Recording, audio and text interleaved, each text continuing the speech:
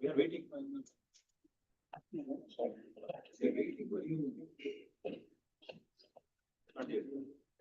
A very warm and pleasant good afternoon to everyone. Respected dignitaries on the dais, esteemed delegates, faculty members, cherished sponsors, and my dear students. What an incredible 2 day it has been. As we gather to conclude our highly successful national conference on business transformation for sustainable development, really, my heart is filled with immense pride and gratitude. It is my distinct honor to welcome you all to this grand valedictory section. The energy, the intellectual exchange, and the collaborative spirit over the two past 2 days have been truly inspiring. We have researched deeply into the challenges and opportunities of building a sustainable future. But what has made this conference a truly historic and resounding success? It is the overwhelming participation from our students community. In every technical session across all 6 themes, we witnessed our undergraduate and postgraduate students presenting their research with confidence, passion, and remarkable insight, and competing with their teachers and experienced research fellows. The sheer number of students' participation has not only enriched our conference, but has brought to life the core vision of our conference director, Professor I. Anand Pawar. His goal was not just to host a conference, but to ignite the spark of research in our future generation. And today, we can proudly say that his goal has been achieved with spectacular success. The future of academia is bright and is sitting in front of me in this room. Thank you. It is now my great pleasure to formally honor the luminaries who have graced us with their presence to celebrate this achievement with us. On behalf of the entire organizing committee and as an organizing committee member, I, Dr. Sarita, first welcome Professor G. Pushpa Chakrapani Madam, Director, Academic of our university and President of Valedictory Session. Ma'am, please welcome on the dais, ma'am. Ma'am, your persistent support has truly been the backbone of this conference. Your commitment to academic excellence has been our guiding light, and your constant encouragement in our team gave us strength and confidence to bring this ambitious vision to life. A very warm welcome to you, ma'am. May I request Professor Kiran Mai, madam, to please present a bouquet to our Professor G. Pushpa Chakrapani, madam. Please, ma'am. Now, I extend a most respectful and heartfelt welcome to our esteemed chief guest, Professor S. Srinivasa Murthy, sir, Director of the Institute of Public Enterprise. Sir, your leadership in the field is a benchmark for excellence, and your presence today elevates our entire event. But we have a first-hand experience with you, sir. I had a privilege of experiencing your credible warmth and humility. When we visited IPE, sir, we were deeply moved to your superb hospitality and your welcome nature. Thank you, sir, for coming. May I now request Dr. Srinivas Barla to please present a bouquet to our honored chief guest, Professor S. Srinivas Murthy. I extend a very warm welcome to our distinguished guest, Professor Vikas Singh, a renowned economist and author. Sir, your insightful perspective add immense value and prestige to our conference. We are delighted to welcome you, sir. Now I would like to invite Dr. P. Radhakrishna to kindly present a floral welcome to our distinguished guest, Professor Vikas Singh.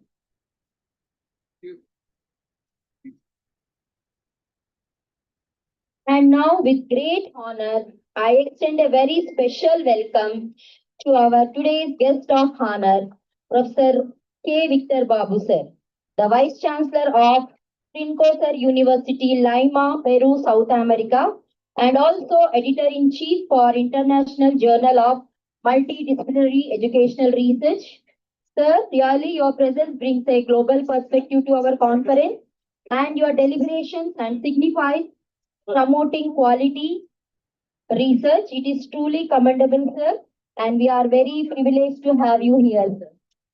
Now I request Dr. M.V. Nagendra Kumar to present a floral tribute to Dr. Professor K. Victor Babu, sir.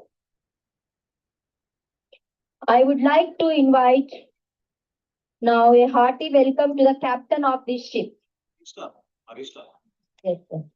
Now I welcome, a warm welcome to Professor L.V.K. Reddy, sir, the Registrar of BRAOU. We are incredibly grateful for your administrative guidance and gracious presence, sir. Now I would like to invite Srivalli to honor Dr. L.V.K. Reddy with a bouquet. First. And now, with great honor, I extend a very special, hearty welcome to the captain of this ship, our respected dean and the visionary leader and the conference director, Professor I. Anand Pawar, sir. Really, sir, your dedication, your visionary spirit has empowered students and has made this conference a landmark historic success. I also extend a very warm welcome to all the invaluable sponsors, all the faculty, paper presenters, researchers, delegates, and of course, a special welcome once again to my brilliant students community.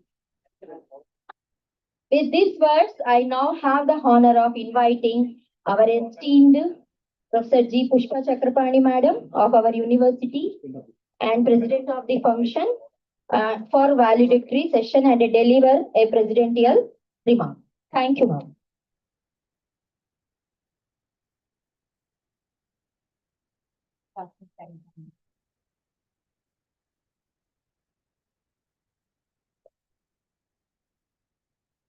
Thank you, Dr. Sarita. Very good afternoon to all of you. Distinguished guests on the dais,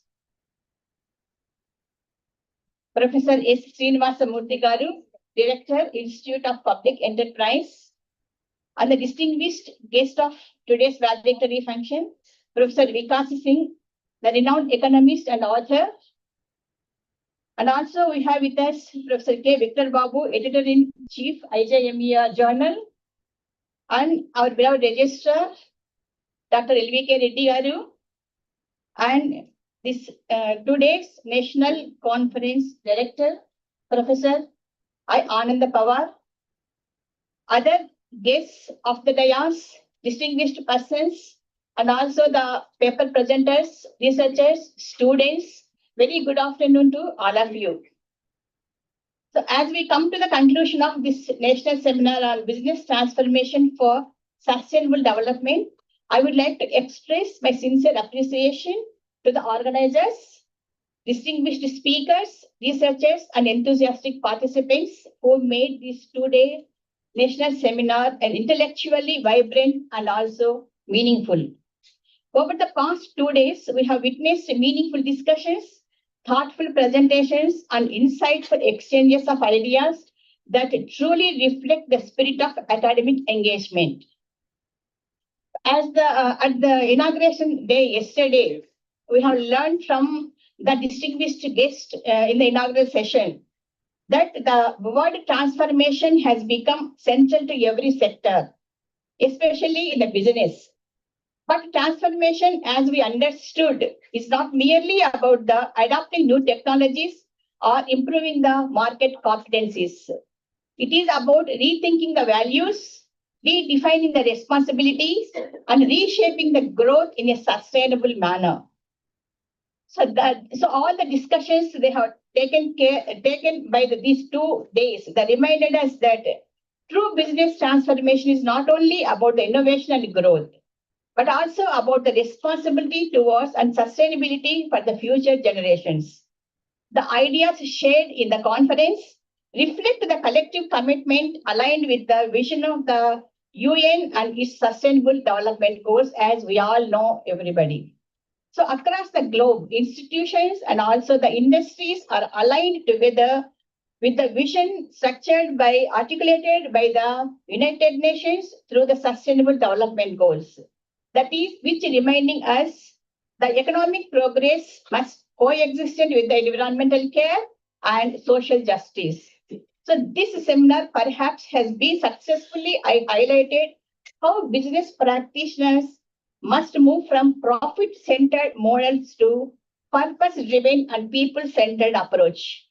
I hope the insights gained by this seminar will inspire continually the researchers, collaborators, and responsible leaders among all of us, especially the younger research scholars.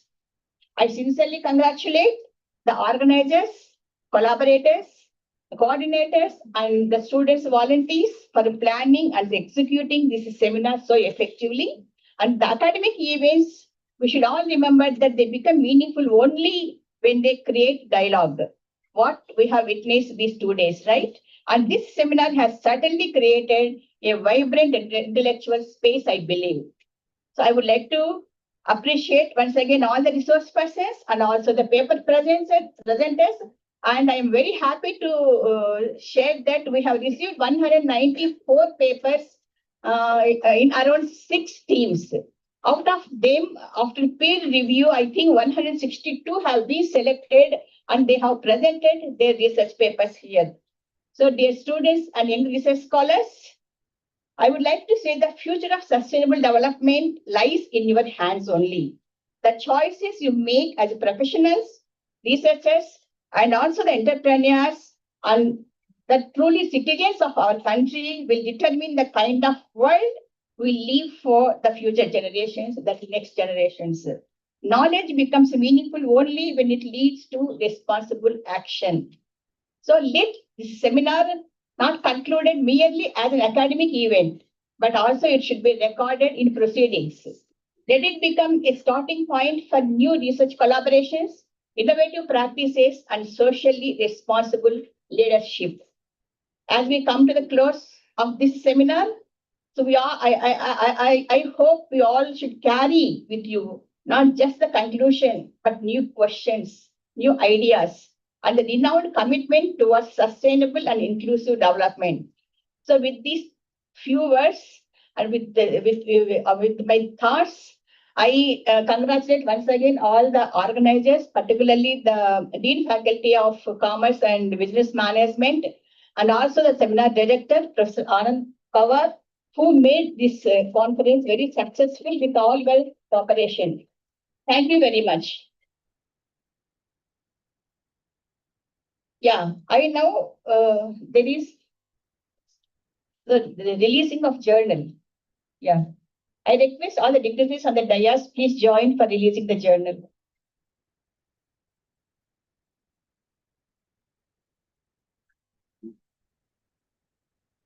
I request Nagendra sir and Ravi sir, please join on the dais.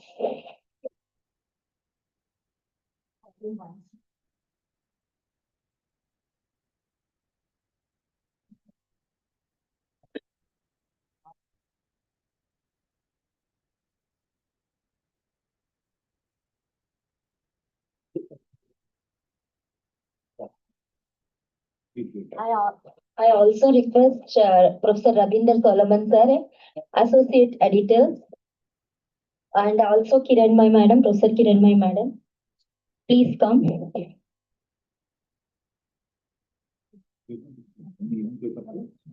Radhakrishna sir, Dr. Radhakrishna sir, and Dr. Srinivas sir. Out of 192 full papers received, from them 81 papers were selected and published in IJMAR journal, which is having about 10.16 impact factor, and in 2 volumes we brought the book. Thank you. And this is online, where within few minutes we will share the online link in the group. Participants can download their paper and also certificates.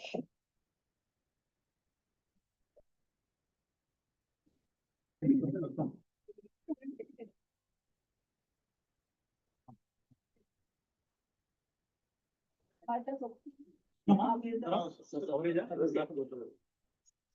ma'am. Last time this good.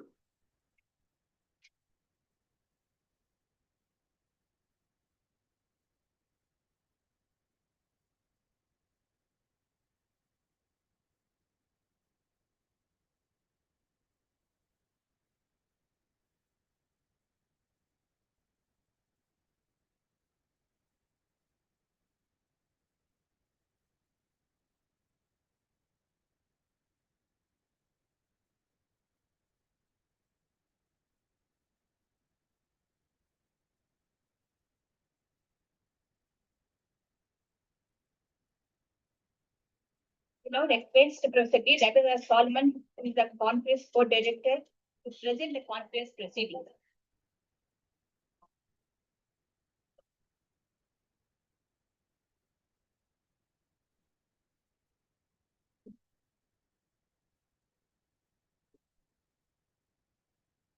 Solomon, please, there is a small change in the schedule. As Professor Vikas Singh said, has some other work. He has to go very urgently. So after his speech, then we will go for the conference report, right? Now I request Professor Vikas Singh sir.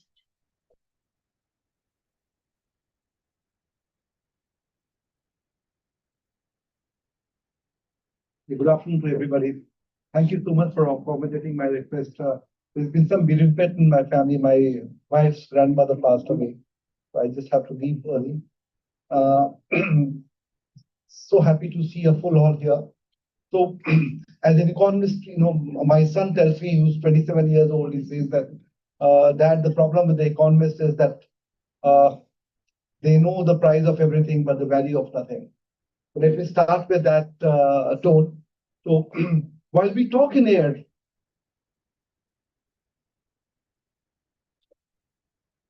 while we talk in air and while we'll rejoice the 8.5%, 7.5%, or 6.5% growth that this country has been demonstrated for the last 15, 20, 25 years, we also need to understand where is this growth really taking us. Now, an 8% growth rate really looks amazing, but I always say, is this growth really inclusive? And that's something that I really want to address. There's no doubt that we are growing. There's no doubt that we will continue to grow for the next 15, 20, 25 years. But just spare a thought for the 40, 50% of the people who are going to be deprived of this growth. I always say that think of those people who are waiting in the line for the growth to really reach them. Those of you who are sitting here in this hall, listening to experts like those who are on the dais, should consider yourselves to be among the top 0.5% of the people. So those who complain that, we've been very, very unlucky, the very fact that you are in Hyderabad, the very fact that you are in this institution, the very fact that you are sitting here in this auditorium makes you 0.1% of the people in this country. So next time you think about inclusion, think about that. Now, when we talk about growth, what is the real challenge of growth? Why is our growth not uniform? Why is our growth not inclusive? And what can we really do about this? So I've identified 3 or 4 basic reasons why this growth is not inclusive. One is, of course, I always talk about institution. A 21st century India cannot be run by 20th century institutions. Am I right? Can we run a 21st century India with 20th century institutions? We can't. But you look around, our bureaucracy is still, I don't know, maybe the 19th or the 20th century. Our legal system is still something we need to talk about. Our education system needs not tinkering, as I wrote in LinkedIn yesterday. It doesn't need tinkering. It needs an overhaul. And then the most important, I think the key to the development, the key to demographic dividend is education and health. Any idea about what kind of role is the government playing in education? Close to about 54% of Indian students today are going to private schools. 54%. So government has actually abdicated its responsibility of education and health. And that's something that really worries me. And that's something that I wanted to talk about in terms of institutions. So our institutions have really failed most citizens, and I guess it's going to fail most of the youngsters unless there's a drastic change in the attitude of the people who are running this country. Just to give an example, I am 58 years old. Mr. Murthy is maybe 52, 53. You look 52. So let's assume that Professor Murthy and I, both of us, joined IPE on the same day. Let's assume both of us are equally qualified, if I can say that, sir. Both of us are equally qualified. Both of us have the same zeal to work, and both of us join in the same position. By the time he retires, he is a healthy person, I'm not healthy person. By the time he retires, after 35 years of work, and by the time I retire after 5 years of work, any guesses about what kind of money will Professor Murthy have compared to me? What will be his net worth if both of us start at the same place, at the same time, with the same qualification, but bad health or good health? Any guesses? 10 times. 10 times? Who said 10 times? Right? Not 10 times, but definitely 5 times. So while we talk about education, and we talk about it quite often, we talk about it almost at every forum, we tend to ignore health. We tend to ignore health because even today, health is considered to be a personal issue. How many of you think health is a personal issue? All of us, right? Let me tell you, health is no longer a personal issue. It's an economic issue because we can't grow unless our people are healthy. And that's the second problem that we face, that education has been outsourced, education has been privatized, so has health been.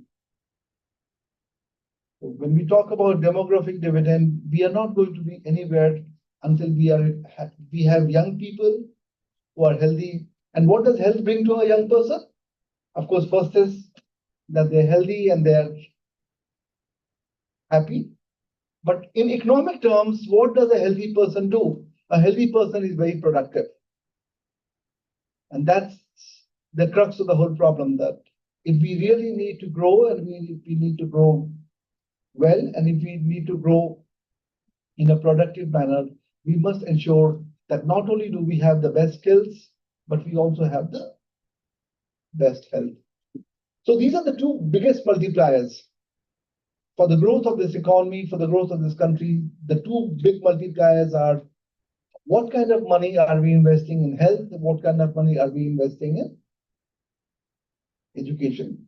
And we are extremely disappointed, whenever I'm asked to come and talk on TV on the day of the budget, I frown all the time because I don't see any good news. I don't see anything to really cheer about.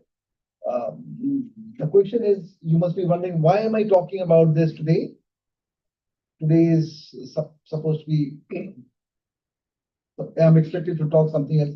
Because when I meet youngsters and I meet people who have a future and who are going to change the future of this country, I want them to know, and I want them to understand, and I want them to practice, and I want them to propagate that we need to really make sure that we take care of both health and education. I think education is in safe hands because you people are here. It's one of the great institutions in this country. We hope that something similar happens in the area of health. And the third point I want to talk about is, and this may seem a little odd, may not probably be the right time to talk about negative thing all the time, but AI and the advent of AI that's coming, I think most of you people must be worried. If you're not worried, your parents must be very, very worried. Am I right? Parents are more worried than the children, because a mother was telling me that, she borrowed money to make sure that her son goes to an engineering institution, and she says now he is not going to have a job. So unless the government really wakes up to this big challenge, I think life is going to be tough.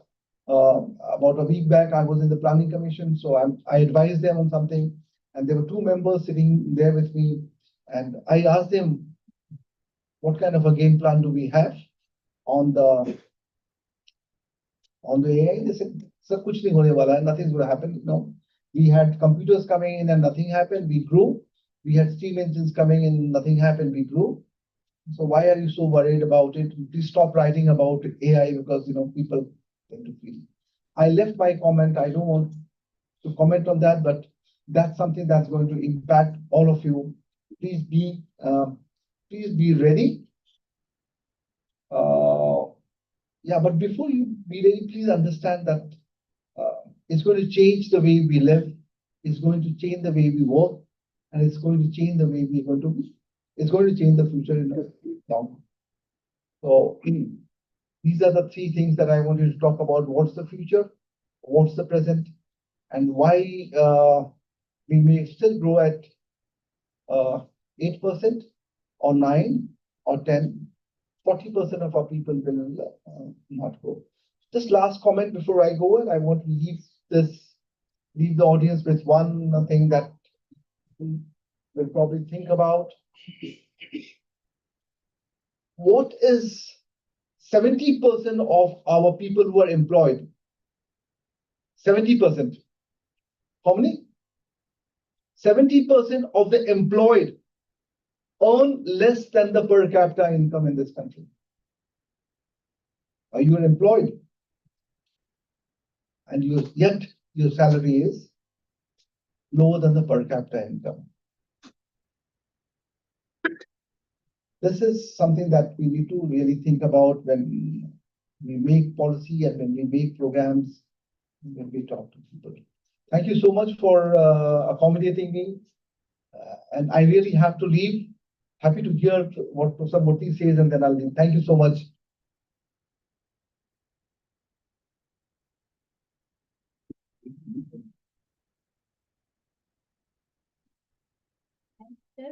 Thank you so much for your insightful speech. As you rightly said, the growth is amazing, but is it really inclusive?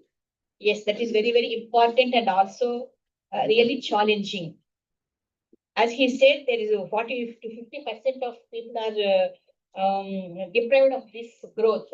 But I don't think that is more than 70% of the people maybe are deprived of this growth. And as an education institution, it is our responsibility to also to make the strategic plans. How can we meet this inclusive growth in the development of the sustainability, not only the society and also the education, but in the education field, our institution is definitely making some strategic plans to reach the inclusive, to make it more, the education should be more inclusive. Thank you very much, sir. And now I request Dr. Professor Rabindra Solomon for his conference report, to present his conference report. Thank you. Thank you, Pushpa ma'am. Now, I'm going to present a brief report of what transpired over the last yesterday and today at the two-day national conference on business transformation for sustainable development organized by the Faculty of Commerce and Business Management. So here's the report. Respected dignitaries on the stage, distinguished guests, my fellow faculty colleagues, dedicated researchers, and our enthusiastic student participants. A very warm good afternoon to all of you all. It is my distinct honor in my capacity as the conference co-director to present before this August gathering a comprehensive report of the proceedings of our two-day national conference on business transformation for sustainable development.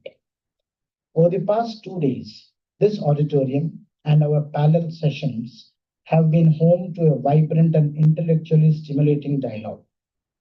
We brought together a diverse confluence of minds from academia, research, and industry, all united by a common purpose: to explore and deliberate upon the multifaceted transformations that businesses are undergoing to align with the principles of sustainable development. The response we received was truly overwhelming. And a clear testimony of this is the number of papers that we received. The conference call for papers received an exceptionally good response with a total of 192 abstracts that were submitted by faculty members, research scholars, students, and industry professionals from across the nation. Following a rigorous scrutiny of the abstracts, 162 full papers were received for consideration. And these 162 papers were across the 6 thematic areas of the conference. The academic rigor of this conference is further cemented by its publication outcomes. I am delighted to report that 81 selected research papers, after successfully completing a thorough peer review and publication process, have been chosen for publication in 2 special volumes of the IJMER journal, which the delegates on the dais have just now released. The technical sessions were the academic heart of our conference, witnessing robust paper presentations and profound discussions. We had a total of 94 paper presentations across the 6 parallel sessions.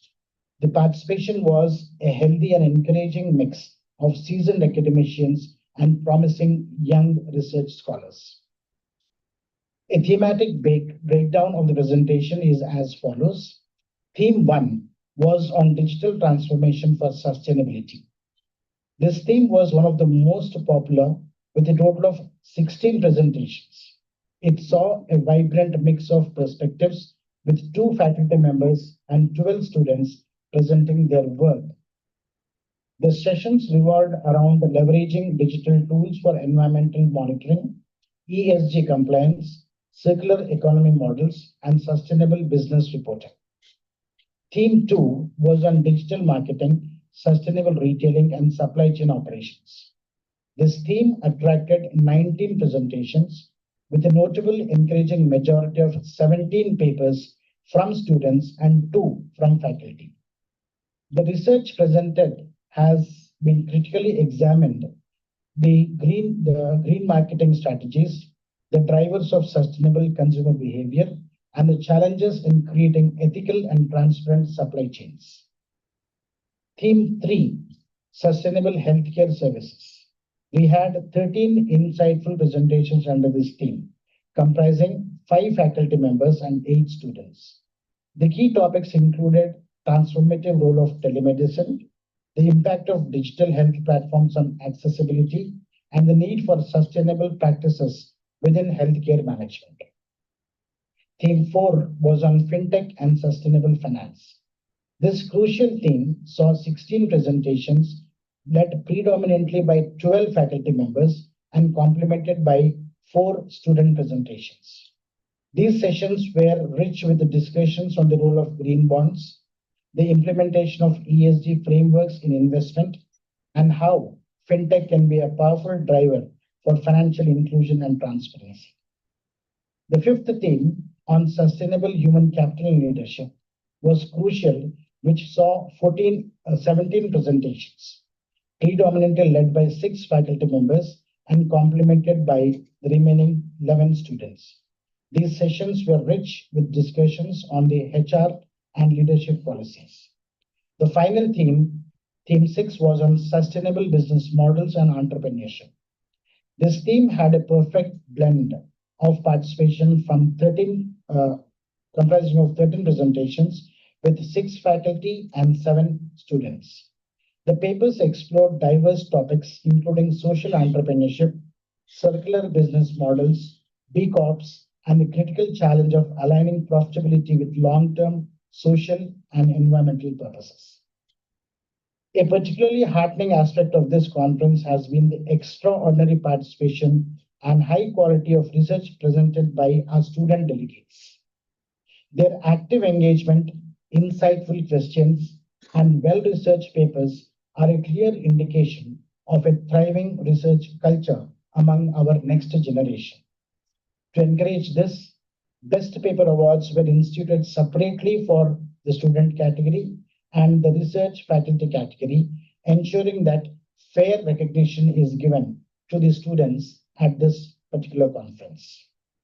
The intellectual tone of the conference was set by our esteemed dignitaries during the inaugural and panel sessions. The inaugural session was graced by illuminaries who provided a powerful high-level content for our deliberation.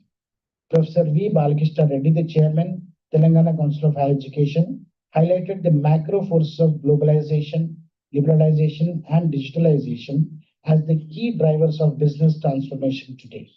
He emphatically stressed that sustainable development has moved from the periphery to a very center of institutional growth strategy. Shri Jayesh Ranjan IAS, Special Chief Secretary to the Government of Telangana, provided a practitioner's perspective, outlining how state-level policies supporting industrial expansion and innovation ecosystems are being designed with balanced regional growth and sustainability in mind. He reminded us that long-term sustainability requires not just good policy, but effective and responsible governance. The keynote address by Professor Sudarshan, Dean at the Indian Institute of Management, Kozhikode, brilliantly connected academic theory with business practice. He explained the growing importance of integrating sustainability into core business strategy through ESG framework and the adoption of responsible technology and the shift towards circular economic models.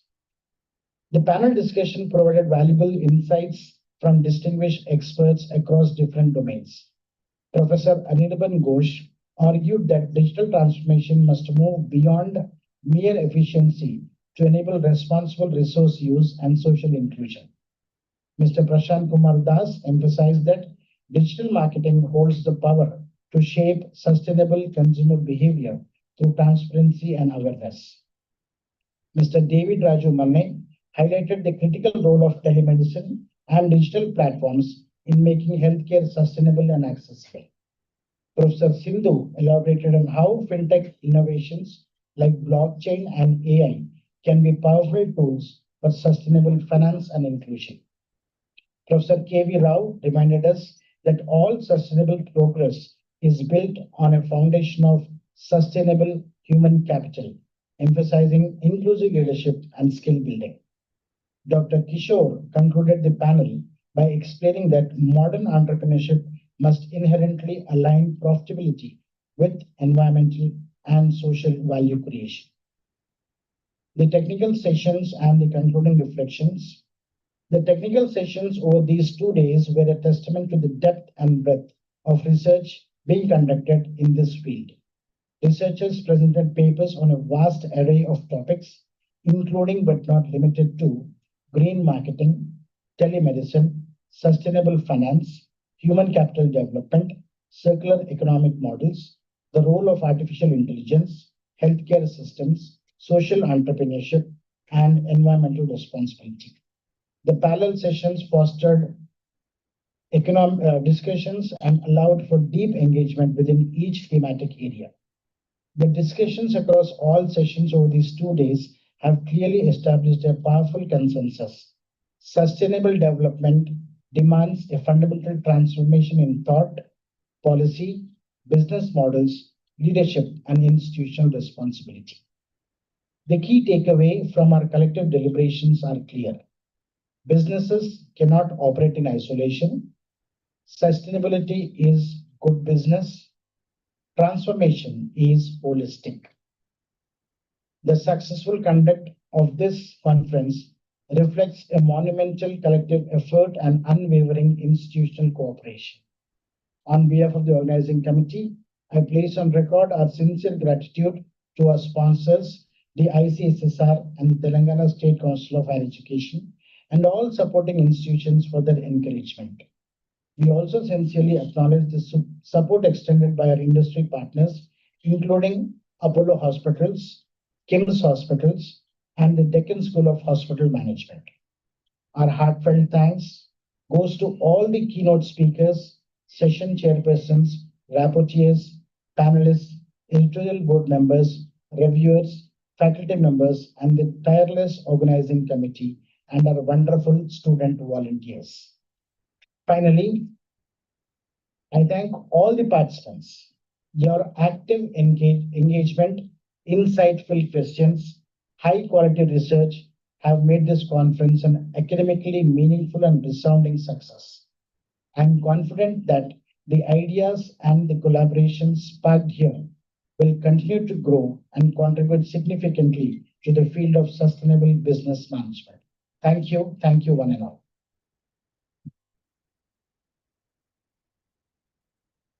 Thank you, Professor Rabindran Solomon, for his elaborate report and as well as focusing the themes, each and every theme.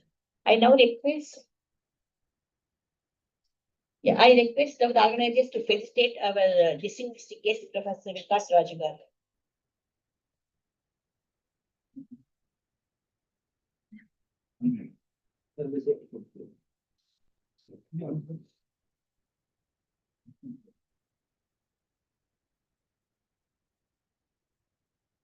Thank you so much, sir.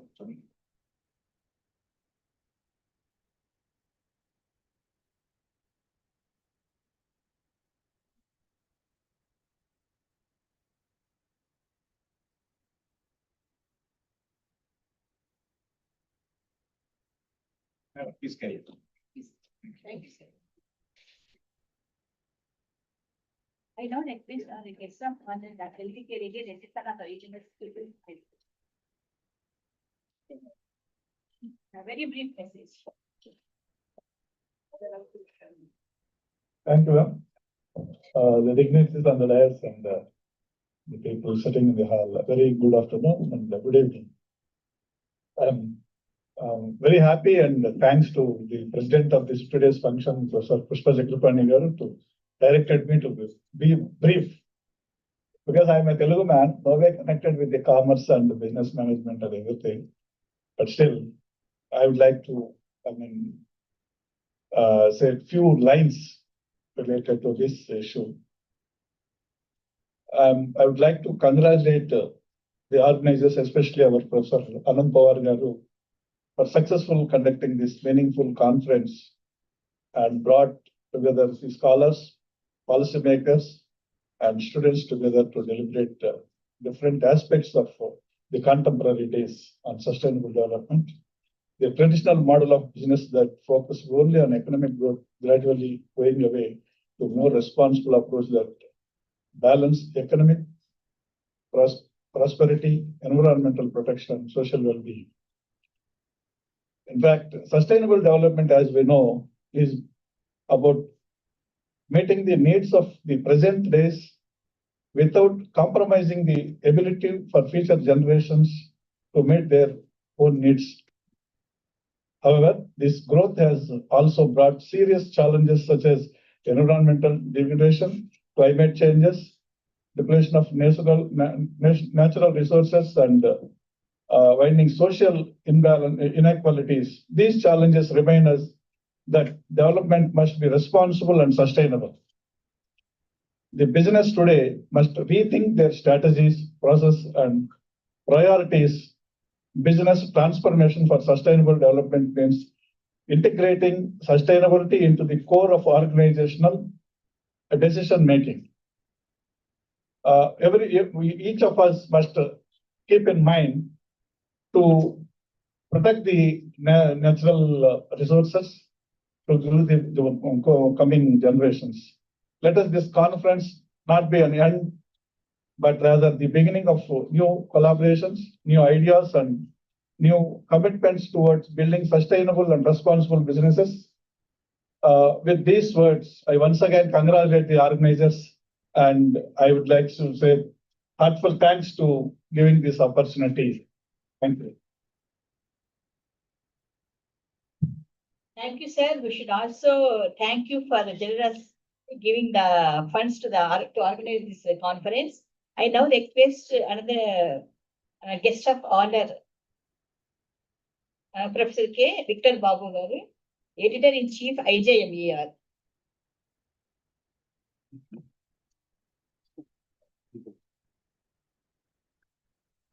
Good evening, most respected on the dais, of the dais, student friends. This is a great privilege to me to be here. Really, this is a great topic to need to discuss at present time. I read some papers, important papers also. It's a great thing to know transformation of the business. Humans are transformed right now in the world. Climate transformed already. Now business needs to transform in India especially. In India, we are still following traditional system of business. Needs to transform. I really congratulated Professor Anandji. This is a really good topic.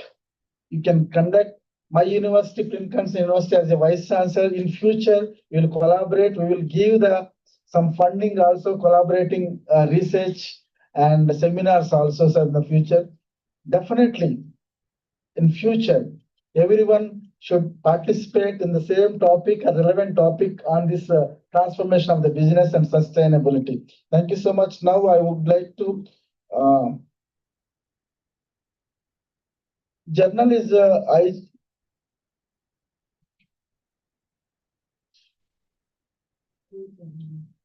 e-journal. This is a e-journal. Clicking the Now,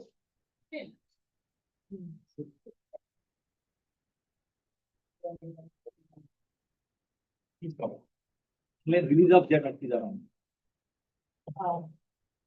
the awaited moment, online release of 81 papers which were published in IGMR journal. Now officially we are going to release.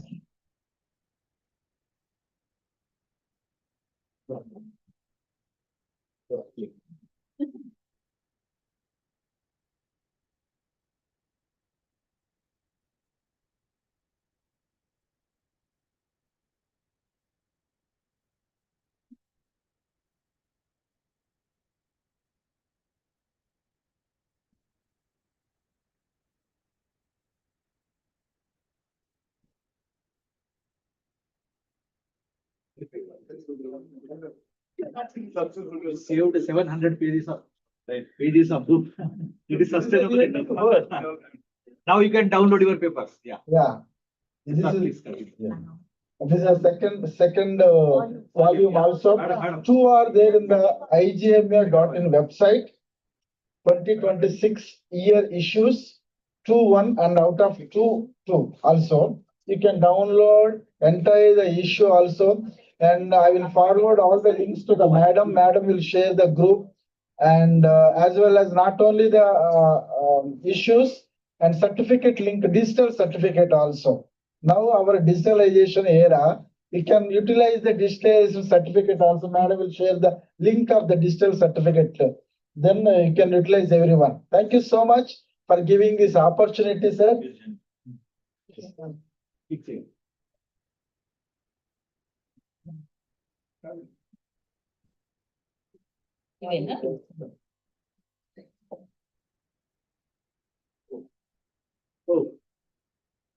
Both volumes released. So congratulations to all the organizers, particularly the director and the co-director and all the people. Say a few words. Yeah. And nowadays, the business, everyone wants to entertain the business because of there is no employment in India. Everyone, after getting the degrees, want to start the business. Some people are thinking about there is no jobs and all. immediately they will think as a student, as a partner, they want to start the business. But you want to start the business in the simple way, there is no growth and there is no sustainability. You can adapt, you can increase your talent levels and skill level. We know the recently AI conference in New Delhi, the CEOs of many companies, they announced we no need to that degree certificates. We need the skilled students. MBA or BBA, whoever studied the big certificate of the one paper, PhD also, there is no skill in your brain, there is no use. We need the skilled students, skilled employees. That's why everyone, you are my dear students, you can improve your skill while teaching or learning process. Then develop your talent. Then automatically, every CEO of the, some youngest CEOs, Zomato or other CEOs, that they use their capacity of the talents. Then only will succeed and the sustainable in our business. Thank you, sir. Thank you so much. Yeah.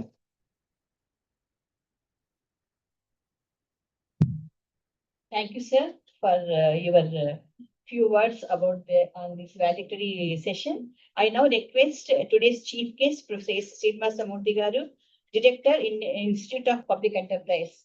Sir, I request. Yeah. So before Khan speaks, I have the flight. I want to go. I request organizers to felicitate Dr. Victor Babu.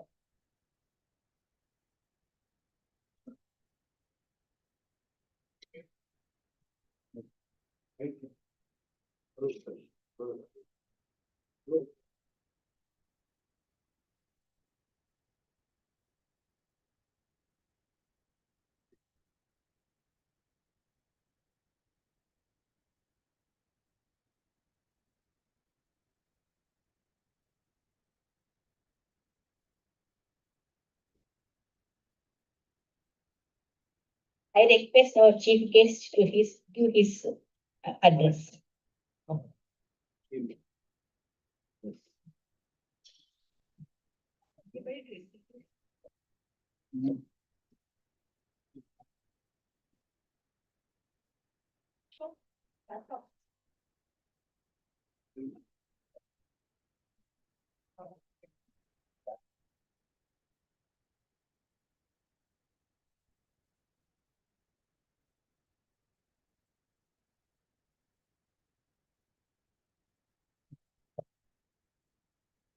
Yeah, let me introduce a few words about today's chief guest.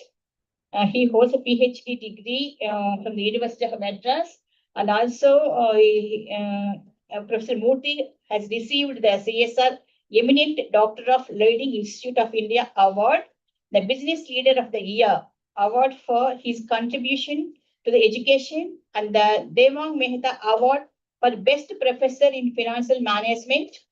He also accepted the Best Educational Group and Skill Development Leadership Award for IPE at the World HRD Congress 2023. Sir, thank you very much for accepting our invitation to be the chief guest of today's valedictory function. Thank you for your time, sir. Thank you very much. Thank you, madam. Thank you very much. Shri Guru Pyo Namaha. Let us pay respects to all our gurus, teachers, because of whose selfless efforts and blessings we are all in this position today. Respected Madam Dr. Pushpa Chakrapani Garu, Director Academy, and Dr. L.V.K. Reddy Garu, Registrar, and Dr. Anand Pawar Garu, Dean, and Professor Kiran Mahi Madam, and of course earlier speaker Vikas Singh Ji, and Professor K. Victor Babu, and distinguished faculty members of the Institute, and delegates, ladies and gentlemen. It is my privilege to come to this event. I first of all thank Professor Pawar Garu for inviting me to this event. The topic itself is highly motivating. Business transformation for sustainable development. Now we are talking about the Viksit Bharat. India is the fourth largest country now, recognized by entire globe the contribution of India, and we want to become the third largest by 2047. by the time we'll complete 100 years. In that situation, business transformation and also for sustainable development is the most apt theme, sir. Congratulations for doing this. And we have seen so many policies of the government that have been implemented in order to reach the target. When we talk about Viksit Bharat, it will not just like happen. It is the first time that we have a goal for the country. So we are fortunate and we are working towards that. So it is quite possible in some sectors we're able to see the significant growth. I am sure that the universities, academic institutions like Bedford University or IP or any institution will work towards enabling this Viksit Bharat. And when you say Viksit Bharat, all the sectors of the economy need to contribute. You say agriculture, industry, services. In every sector, we have to show the growth. And many schemes have been implemented. We see the growth in all these sectors. Agriculture, of course, we see how technology has been implemented in a big way, artificial intelligence. So many sessions also have taken place. And agriculture is the backbone of Indian economy. It is contributing about 15%.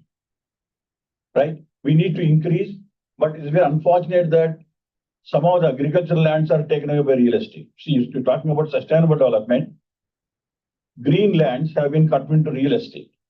So policy intervention is very important. And India, we say largest populated country in the globe, number one.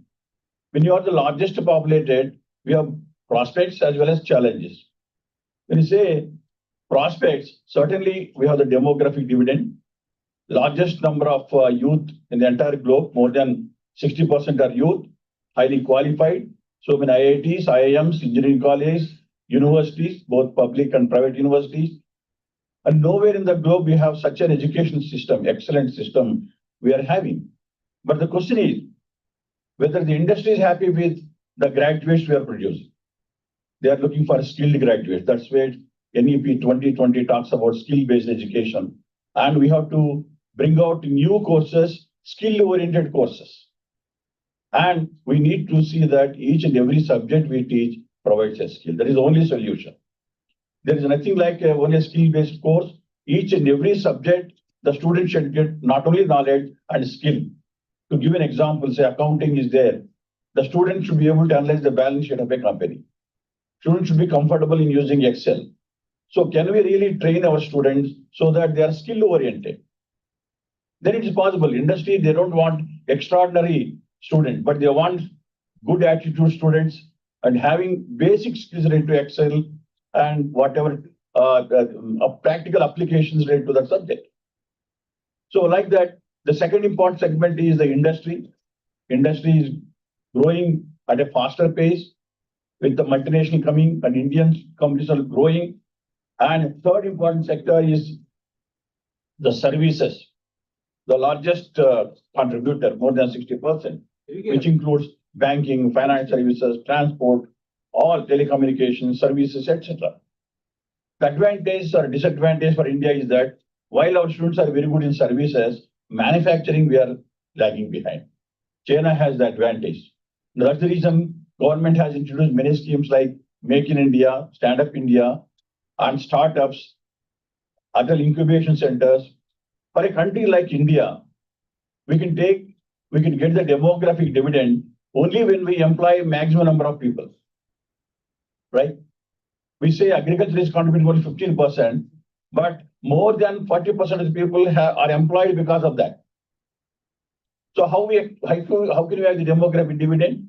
So we have to train our people so that they are employed somewhere or create entrepreneurial culture among the students. Recently, we have trained 120 horticulture students of Ponda Lakshman Bapu University, 4 batches. They have completed 4-year horticulture course. So we have trained them how they can start their own ventures. This is the only solution for a country like India. We don't think that government will provide jobs. The other speaker was saying what government has done. Government has done a lot of things. Otherwise, it would not happen. And we cannot say that private sector is less. Private sector has to play a role. It is a public-private partnership you are talking about. Both public and private institutions should work together. Then only we can actually reach the targets, is it? So demographic dividend needs to be really fully utilized to the advantage. And service sector has helped us, no doubt, not only in terms of contribution of GDP, most of the people are able to get jobs. And India is the destination for services for the entire globe. Now, in this context, when you're having so many business plans, I give example of agricultural land taken away. In Hyderabad, we have seen how landscape has changed. The people who have seen Hyderabad 10 years back and now, you don't find hillocks. Everything is real estate. Agricultural lands are also real estate. Can we provide food to the people? 144 crore population going up. Biggest challenge for a country like India is the food security. And if you don't have agriculture and other crops, imagine importing basic food grains. It is the greatest challenge for a country. So we need to concentrate on agriculture, horticulture, providing food to people, converting many people into entrepreneurs so that dependents, they should not wait for a job, they should create jobs. That is the only solution for a country like India. If we really want to transform the business, of course, corporate players are there in picture and they are ready to absorb the students who are having skill oriented, but this is not sufficient for the growth you want to have. At the same time, we're talking about sustainable development. And SDGs, 17 SDGs are there. You're aware of that. And how many people are aware of that? Each and every one of us are responsible for that. Let me read out some of the SDGs out of 17, which are more relevant for institutions like Ambedkar University or IPE or any university, higher education institution. In one way or other, we are responsible for this sustainable development. And we need to educate the corporate sector about that. And we need to educate our own students the responsibility towards sustainable development. SDG 3 talks about good health and well-being, right? The earlier speaker was also telling about that. Government has been doing so many things in terms of that. Only during Corona time, we are able to see the impact of that. We are not prepared. No oxygen cylinders, no hospitals. Suddenly, we were taken by a surprise. But after that, government, thanks to public sector enterprises, which heavily invested through CSR, they created excess capacity, oxygen cylinders, hospitals. Now they don't know how to use oxygen cylinders. They're lying there. So we need to have social infrastructure.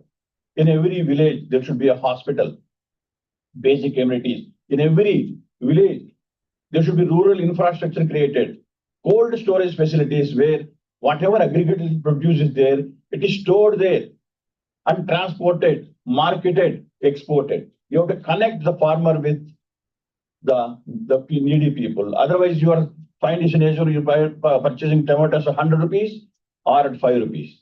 Why it is happening? The efforts are the same for the farmer. We are not able to store and provide the market. So we have to link the market with the producer, store it, transport it, if necessary, export it, create value, make farmer proud.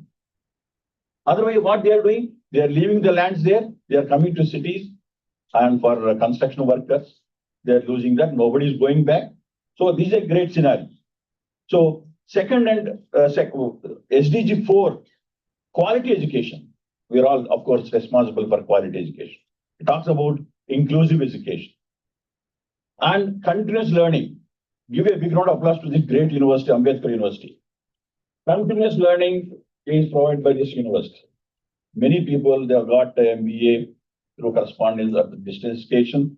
They have got promotions. That's how we have to help the people. Continuous learning should be provided. They're inclusive education. In fact, I'm happy to say that IPE, we have signed MOUs with 50 government colleges, universities. We thought it is our academic social responsibility to train the faculty who are in remote area, like Siddipet or Karimnagar, somewhere else. Our faculty goes there, trains the faculty on artificial intelligence freely. Free faculty development programs, free student development programs. Now, so that we get connected. So it is a collaborative effort. We should come together and try to achieve the targets. So that's how the social responsibility is very important, and it also brings inclusivity.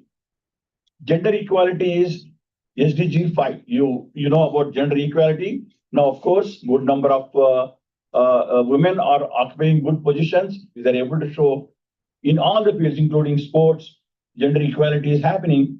In some areas, they are more than the men also. SDG 6 talks about clean water and sanitation. This is a big question mark. Clean water and sanitation. We have seen era where water was available free. Now we have to only purchase. Gone to a situation, even villages also. In villages, they are purchasing bottled water. They are able to supply drinking water, sanitation. Huge investment is made by public sector enterprises again through CSR. How they have provided toilets to many schools. Huge funding has happened. Otherwise, many schools were not having toilet. Think about a country, fourth largest economy in the globe. Can we have that situation? So this becomes another important.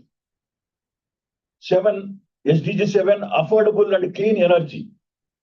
Now we find the conventional energy resources are depleting. You have to go for again, make use of free sunshine available, solar power available. In all these now current buildings, it is mandatory that you have to deploy the solar panels, have net metering. So including IP, we have net metering. So every institution should go for solar power and other non-conventional source of energy because we should think about the next generation. We are only thinking about current generation. We are not thinking about next generation. Imagine people may fight with each other for water, power, all these things. We should not create such situation. SDG 8, decent work and economic growth. Decent work and economic growth. That means people should have a decent work, employment provided, and our economic growth is okay, satisfactory for a country like India. 8% growth rate is really good. We are trying to do our best. Governments are, of course, providing many freebies, both at the center and state level. Okay, it's okay. But not a situation where a person having 50-acre land, he is not doing any agriculture, but why should be given benefit? Help the farmers who are actually doing agriculture. Provide them full support, 100% subsidy you provide. Make them proud. But if a person who is in city doing job is having 50 acres multiplied by 50,000 per acre. It is given to the credit to your bank account. What is this? So instead, you give that money to the farmers who are struggling. In fact, you pay full amount, whatever expenditure they have incurred, no, completely subsidized. Like in USA, they are also doing that. So we are not providing market, we are not providing cold storage facility, but situation is very, very bright now. In many villages, we find cold storage facilities. Even we have logistic parks available. So a lot of infrastructure created, but it's not sufficient. More and more should come. That's where public and private sector participation is very important for a country like India. SDG 9, industry, innovation and infrastructure. Industry innovation is taking place on a regular basis. And you're also aware that infrastructure has been tremendously increased. Every budget allocation has been increased to infrastructure, but there again, the solution lies in PPP, public-private partnerships. Even now, we have villages which are not having basic roads. How do you expect business to happen? Business transformation cannot just like that happen. Can people reach those villages, right? And even now we find some stories that they are carrying pregnant women to hospital, physically carrying like this. No. So we should have basic transport facility so that people are having healthy and safe life. Sustainable Development Goal 11, sustainable cities and communities. I already told about that. How now we find big buildings coming up with 50 floors, 60 floors. Where is the drinking water for all these things? Are they really sustainable? What happens if water is not available? Even now, the requirements are not fully met.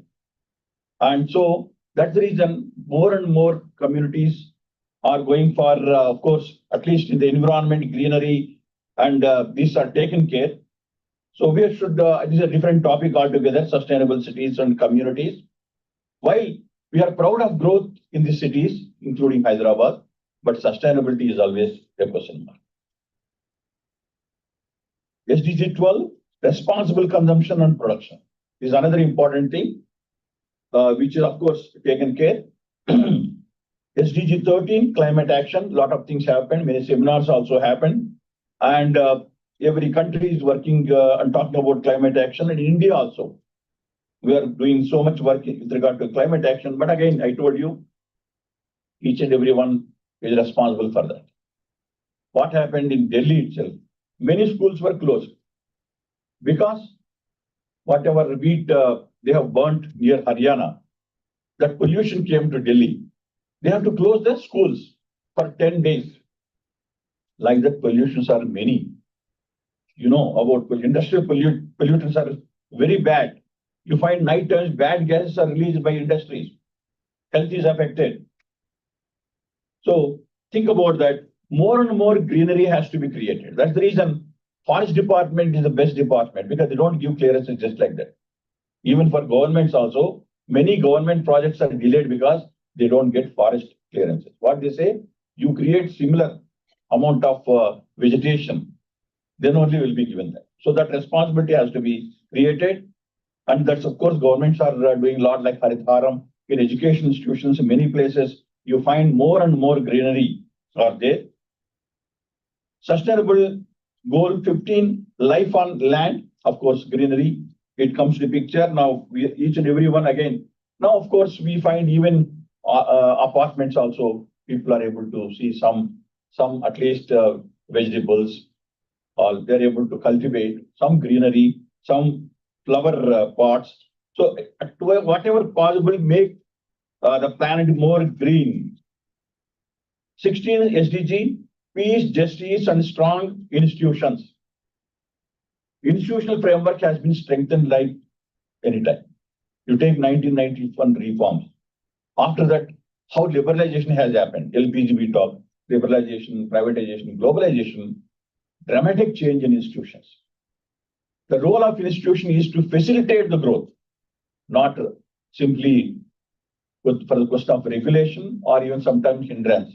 So free hand has been given. Even now, states are competing with each other. They may be Telangana or AP or Karnataka, Tamil Nadu.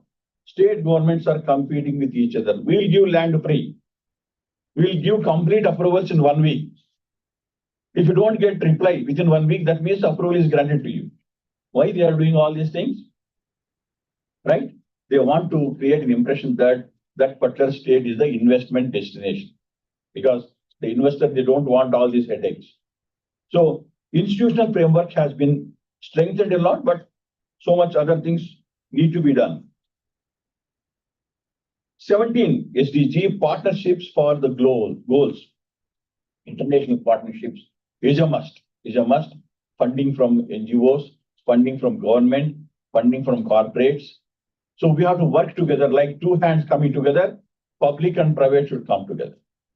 Private never can think that our area is different. We'll go only for profit, not for.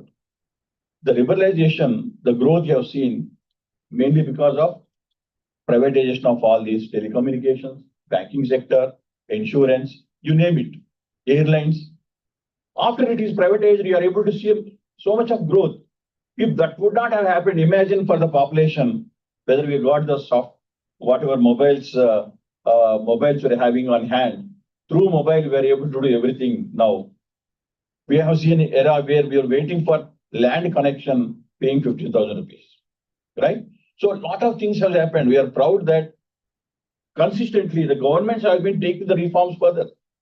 Otherwise, India would not have become the fourth largest economy. It is not just like that. And it's going to become the third largest economy. It may happen even before that also. 2047 is Viksit Bharat. Even before that, it will attain the third position, because now government at the center or state, everyone is focused towards goal. Finally, what is that we should do, academic institutions? What we do at IP, or what you should do at your B school or university? Tell the students to remember 3 P's. What are the 3 P's? First P is the profit, bottom lines. That they will never forget. If they forget, they lose their job, isn't it? They will work for the company wherever they are employed. Profit.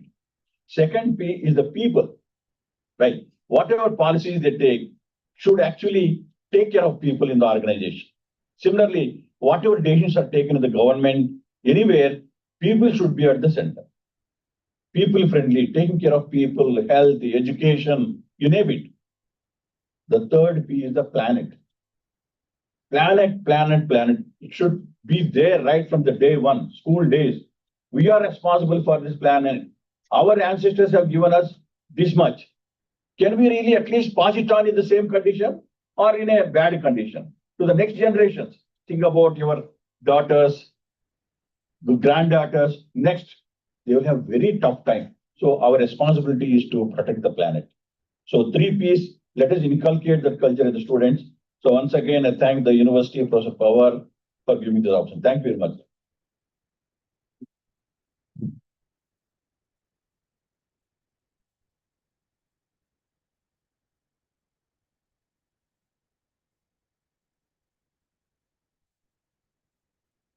Thank you, sir. Thank you very much for your thought-provoking speech. And also, you visited each SDG and you made us to revisit all the SDGs once again. In this connection, as a director academic, I would like to share with you some of the strategies or some of the plans what our university has been taking care of, right? So regarding the SDG 4 inclusive education you have mentioned, sir, I'm happy to share that our university is striving towards that now.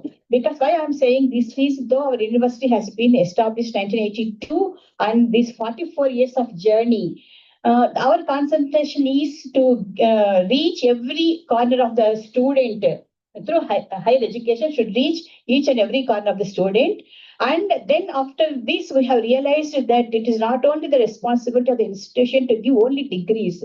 We should make them to empower themselves. We should make them to be more skill oriented towards that.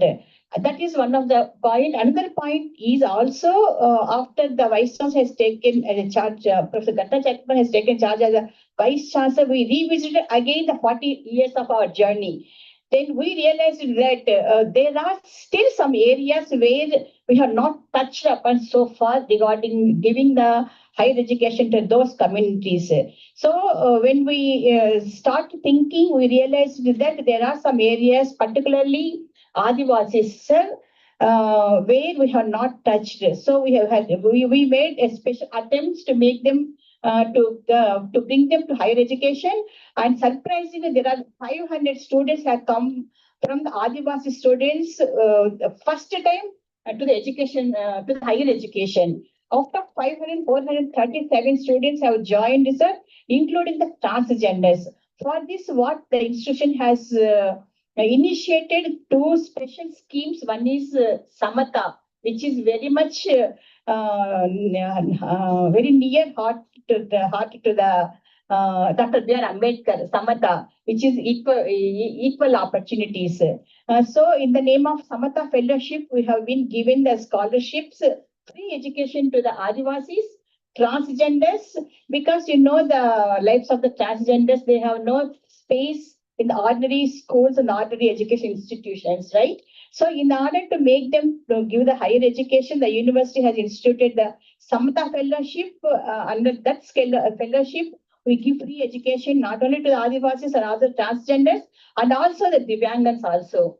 And another one is the another scholarship is Nipuna, sir, where we wanted to bring particularly for the women learners to become entrepreneurs, because the students who are going from this university, particularly women, I am happy to share you that we have 48% of the women students are in our enrollments.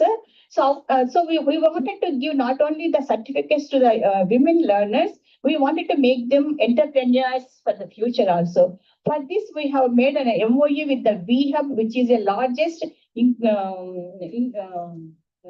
women entrepreneurs in the not only in Telangana, in India, sir.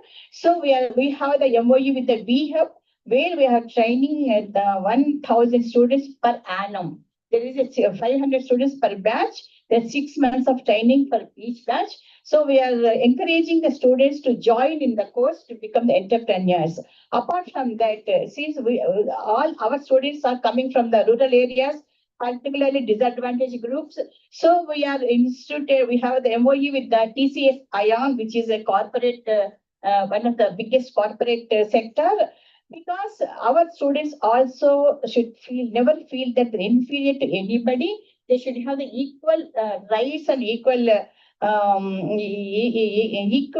share in that area also. So very recently, when we conducted one examination, because when we had a first discussion with the TCS ION, we came to know from their mouth that open university students are not questioned to get through to enter in this corporate sector, and also they're not eligible to even to go to abroad when you have the open university degree through corporate sectors. That's what they said. But surprisingly, when we have conducted the examination for our students, for the sixth semester students, they have passed out from our university. There are around 1,200 students they have enrolled, but since the examination center they have put somewhere else very far from the city, only 240 students have attended the exam. Out of 214 or 12, 186 students have successfully completed that exam, sir. So I'm happy to share that very recently, very last month only, we have given the job offer letters to those students also. So in a way, the university is trying to make the education more inclusive from our university. Why I have mentioned this is, we have mentioned about our university, how the open university is trying to reach each and every corner of the society. That is one thing, sir. And regarding the gender equality, I have already mentioned. And really, you made us to revisit all the SDGs, sir. Thank you once again for your wonderful speech. And also for your sparing your valuable time and grace the occasion. And once again, on behalf of the organizing committee, and on my own behalf and on my own behalf of the university, I thank you very much, sir, for your presence here. So the next item on the agenda is the most awaited agenda, that is presentation of awards and certificates. I think all the participants are mostly awaiting for this item now. I now request the organizers to take up this item. Thank you, madam. Respected Director Academic and President of this function. Chief guest on the dais, my colleagues from the Department, Faculty of Commerce and Business Management, my team who worked with me day and night for almost over 1 month, and our research scholars and faculty friends from the university, and my dear colleagues from other than Open University, and my dear research scholars. Thank you very much for being with us today and day before. Yeah, I'm very happy. And before I conclude and award the certificates, I would like to say one small story. Yeah, one father was reading a newspaper in the morning at 7 o'clock. A daughter, small daughter of 5 years old, was disturbing him time and again. And he thought that to avoid the disturbance, he gave a small task. He gave a small task to his daughter, that after tearing a newspaper into 100 pieces or many pieces and thrown on the floor. And he assigned that task to the daughter: you reassemble and come to me, then whatever you ask, I will listen to you. So within very short span of time, daughters, 5 years old, within very small time, couple of minutes or 5 minutes, not more than that, she came with a particular original paper as it was. The father was stunned and surprised. How she did? It is very impossible, because I teared into many pieces, many pieces, and it is not just possible to make it within no time. What made she became stunned, and he asked, what you did better? Then she said, Daddy, I do not know where Korea is there, where India is there, where America is there, but I did not see other side of the paper where you seen, but I could see other side of the paper where man was there. So I know where eyes should be, I know where head should be, I know where legs should be, and I know where stomach should be. So based on the human structure, I brought all the paper into this, because the other side you did not see what is there on the newspaper, but you only see that the beard and throat. So, and by that, what message he gave, if a man is right, the world is right. And this girl, baby girl, made a father who is man by surprising that making right from her side, though she's a girl child, very kid, but man realized that what wonderful brain that the young generation has. And second, small story I would like to relate and come to you. One, we all of us know that and particularly expect everything should be good, right? Everything should be good. But I believe personally, if you want everything should be good, with a good doctor, good politician, good teacher, that, this, everything good we want, right? But if you want everything good, first a teacher should be a good. And therefore, I want to make good teachers of the future.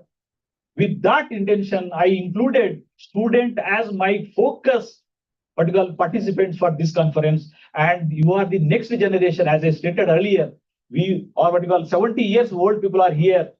That is one generation. And you are next generation. That 5 generations are together, work for 2 days. And 66, 67% of the participants are you, that is students. And when you are talking about what a baby, what your girl did, if you ban right, the world will become right. Right? So that is one. And if you as students are good, tomorrow good teachers, because nowadays nobody's coming forward to become teachers, I know. But still, I want to attract the generation or your youth towards teaching profession through inculcating the research as an input at this level. And I'm successful. I'm very happy that I became successful by bringing all of you. That is 70% of the younger generation, particularly students. If you look at the paper presentations, most of the presenters are the students. So that is what I'm very happy and see you all, to and see what you will conduct this kind of research and continue and contribute to the level of development. Without research, there is no development. We always talk about R&D. These two are together. Without these together, nothing will happen. So always business talks about profit, right? We talk about benefit, that is as customers. But now business models has changed. Now the sustainable development of business should talk about purpose. So purpose is this. If this is the profit of business, this is the people, right? If these two come together, there is a sound that is called purpose. So this business transformation model should lead to the purpose, not near the profit. So thank you and love you all for your presence for these 2 days. Thank you very much for this opportunity. Yeah, out of certificates. Yeah. Yeah, Ravinder, you can announce. And finally, we have identified, not we on my own behalf or my team, but we constituted one jury which was identified 5 best papers, 2 for teachers. Again, I'm very selfish, 3 for students. Because my future generation is important for me. And you made this program a grand success. Therefore, 1 best paper for teacher 1 and 2. That is best paper 1 and best paper 2 for teachers and best paper 1, 2, and 3 for student category. Now I request Professor Rabindranath Salomon to announce and let the certificate and cash prize may be awarded to the particular best paper presenters and students. Thank you. Thank you, Professor Pawar. So as Professor Pawar has already mentioned, a jury was constituted with the following members to recommend the best paper award under both the faculty and student categories. The name of the jury members are Professor G.V. Bhavani Prasad, who is a retired Professor Emeritus from Kakti University, Warangal. He was one of the jury members. And the second jury member was Dr. Surendra Narendra Patole.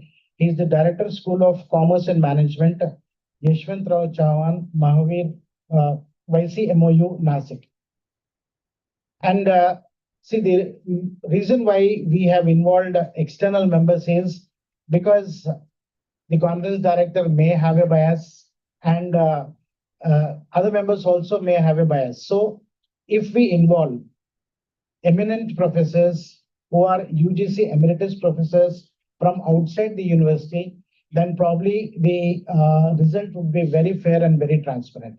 That's the reason why we have included these two jury members from each of the technical sessions. See, we had six sessions. From each of the sessions, the chairpersons were asked to identify two best papers from the faculty and three best papers from the student category. And all these were placed before the jury members. Then the jury individually has viewed your presentations again. And they also have stated on what basis the best paper award has been given. So this was the sequence that was followed when the best paper was being decided. So I will read out the title of the paper under the faculty category. If the faculty is able to identify the title and stand, it would be better. Yeah. Now the conference director is again telling me that first you tell everybody's paper was the best paper. But all of you have done well.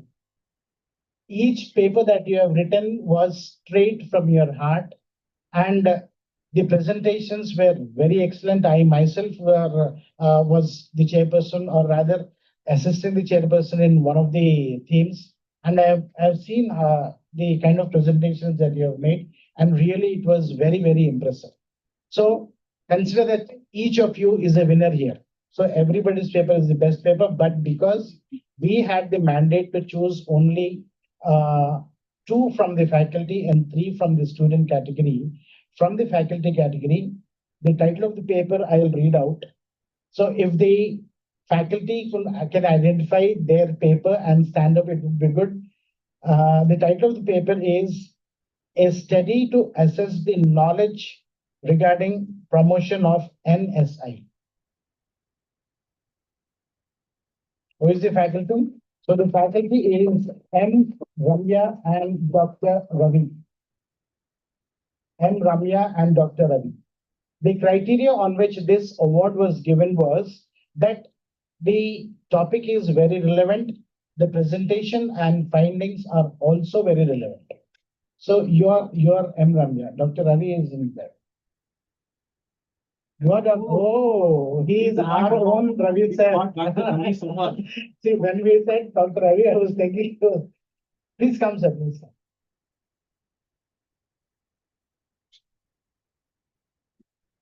Please. You deserve. Yeah, please, ma'am. Sir. Yeah, please come. Ravi, please come here. You and Dr. Ravi. You got Dr. Ravi from one.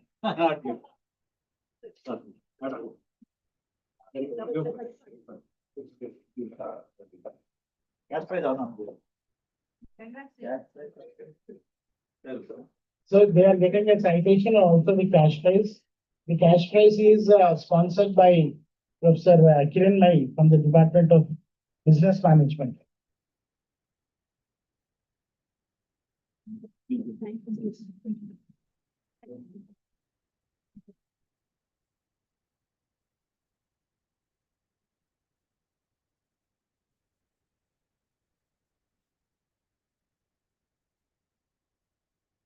So that was the faculty category, and that was the first best paper under faculty category.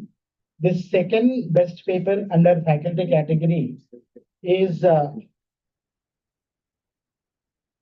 empirical study of green bond insurance in India.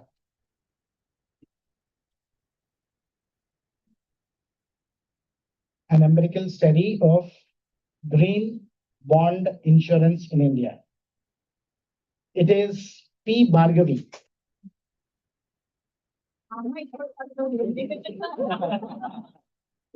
You are a faculty member, right?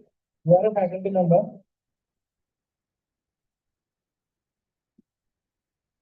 I want my title.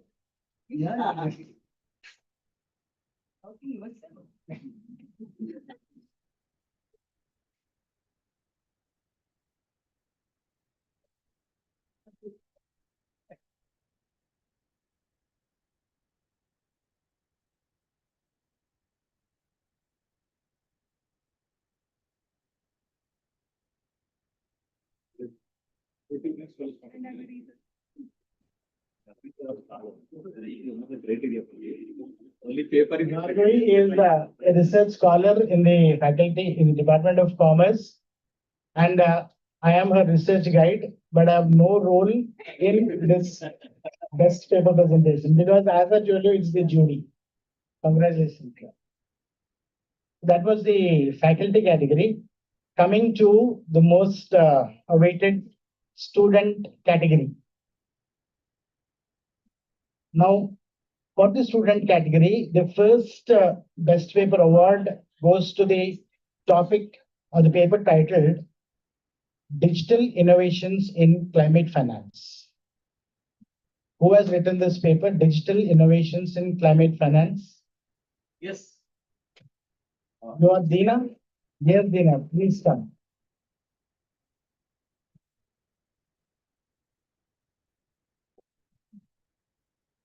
Dina's presentation, it seems, was excellent and the topic also was relevant and her findings are very pertinent. That's the reason why this award is being given to Dina. What is that? Not believing? Please come. Congratulations.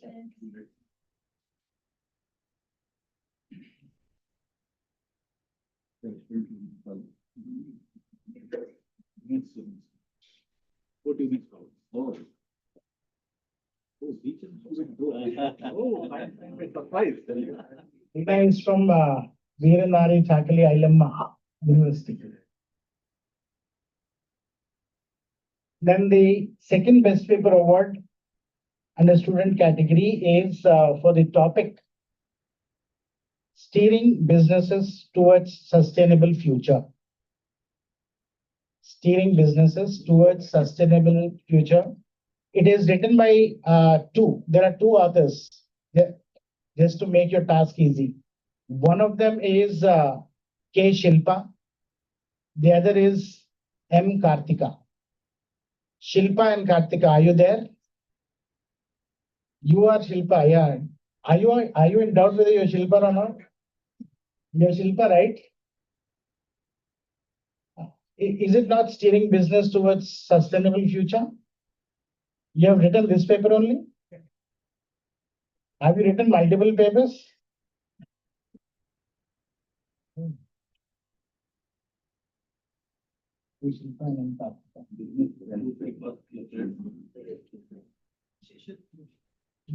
Yeah, their details will be there with us. We will check out later. Yeah. So we will just check and come back to you, Shilpa.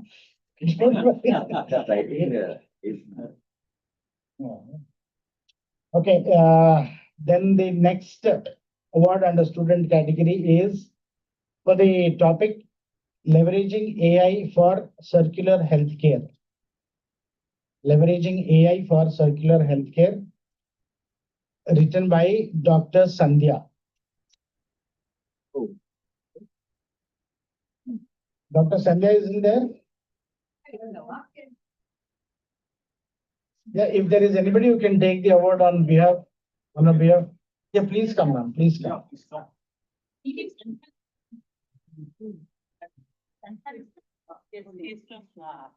yeah, I know. Yes, yeah. So this award is being received by Professor Vijaya, who is the principal of Apollo Institute of Hospital and Healthcare Management, Apollo Hospitals.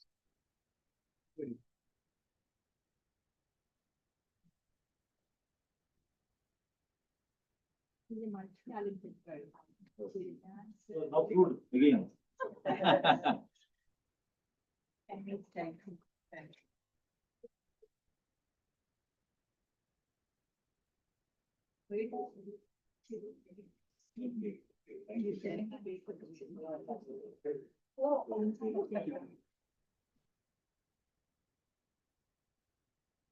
The cash prize for this award is still with me. We will just get the air cleared on this. And if it is you, Shilpa, we'll definitely give it to you. Thank you, thank you. Ma'am. Yeah, I hand over the proceedings to the conference president for the inaugural session. For identified for giving your response.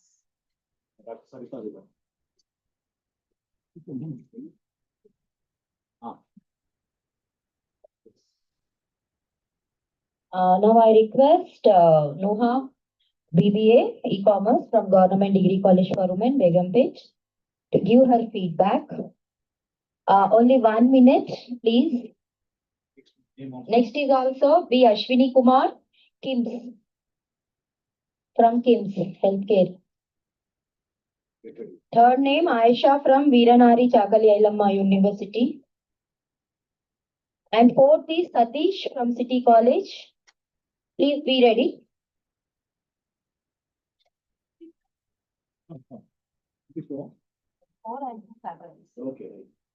A very good afternoon to each and everyone present here. I am Noha Anjo, a BBA undergraduate student from Government Degree College for Women, Begumpet. As an undergraduate student, I had very little idea of what research was about. But this today conference helped me understand the research process much better. I'm very proud to share that nearly 20 presentations from our college were done by students from our college under Dr. D. Sarita ma'am's guidance. For the entire process, she helped all of us create a amazing presentation. Thank you so much, ma'am, for that. I would also like to thank the organizing committee for conducting such a wonderful two-day conference. And these 2 days were such memorable days for me. Thank you very much.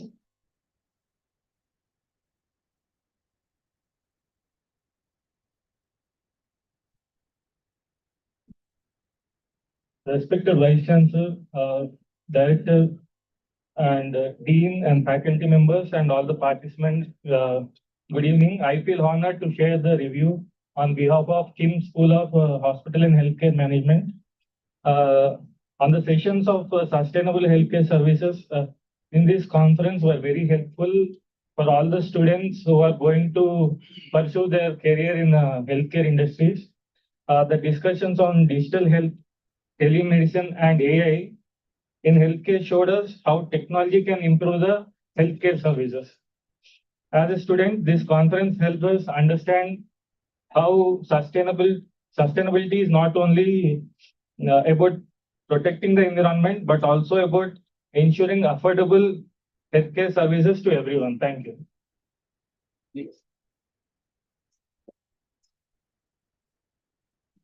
Yeah, next, Aisha from Veeranari Chakalyalamma University. And next is Satish from City College and Rupa from Indra Priyadarshini College. Please be ready here. 1 minute.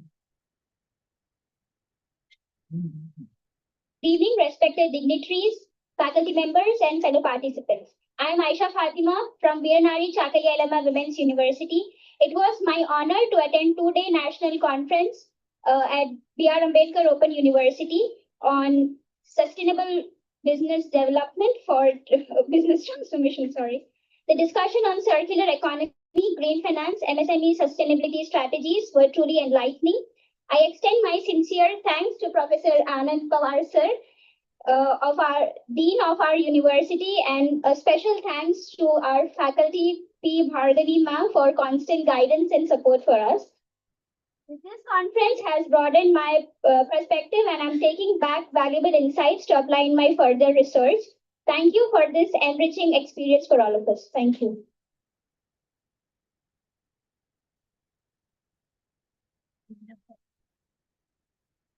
Good evening, respected chairperson sir and faculty members and my dear friends who are participating in this meeting. So I presented my topic that is sustainable digital marketing in one patte. This not is hopeful that if topic is successful, then I will be not discouraged then myself. Then I will be success. Then next time I will be attend to 100% of my strength. and the business transformation of sustainability development was informative and changes the development of our Indian nations and countries, and there was more operation to develop technological and informative society. So thank you, given golden opportunity.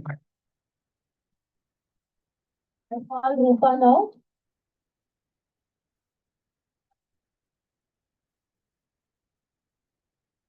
Yeah, good afternoon to everyone. I am Bikle Rupa from Indrapriya Darshini, Government Degree College, Nampally, BBA final year. I sincerely thank Professor Power sir for delivering such an insightful session on business transformation for sustainable development.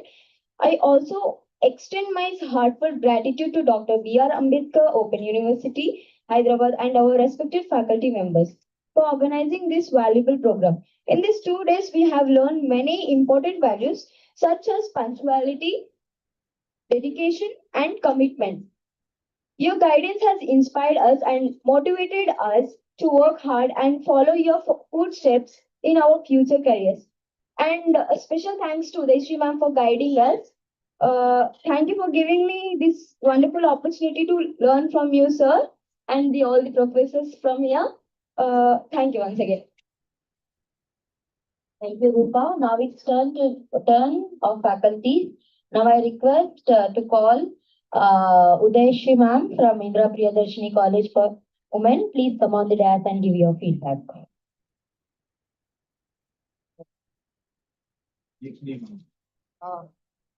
Next name is Nagafani sir from Government Degree College, Khairabad. Gotura Nagafani.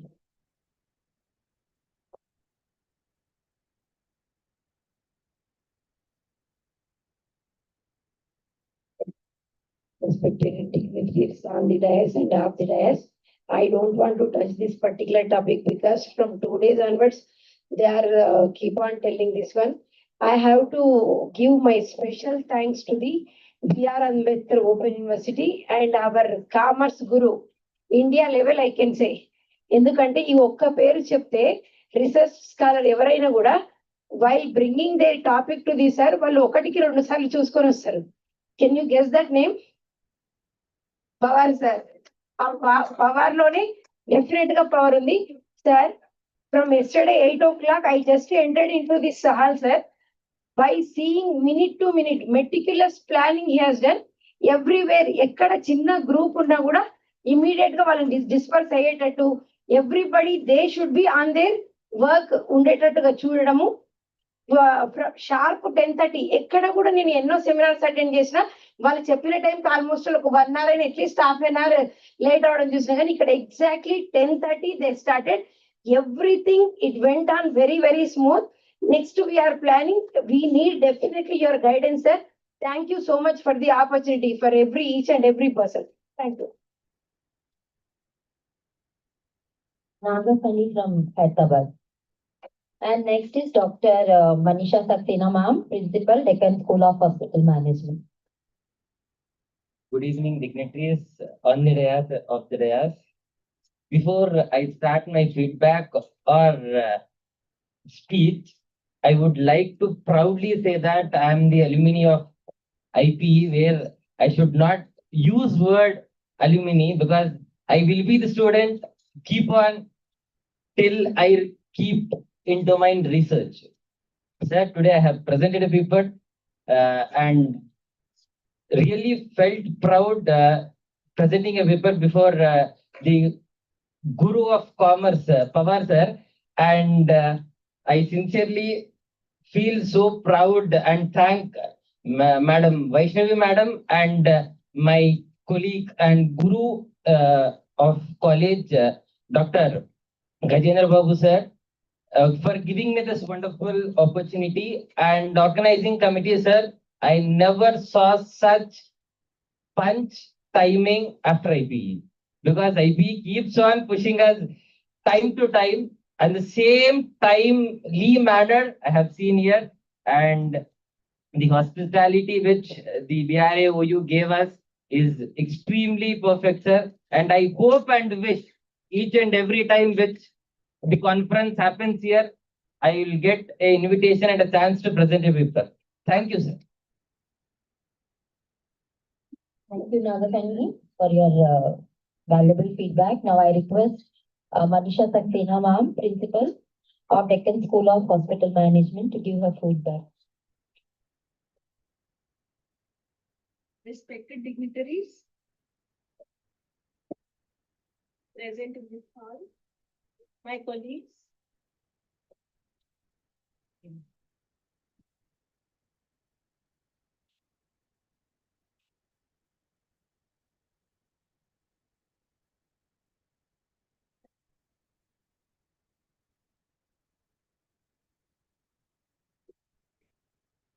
Yeah, otherwise, please, if possible. Mic is not on. No, it is not.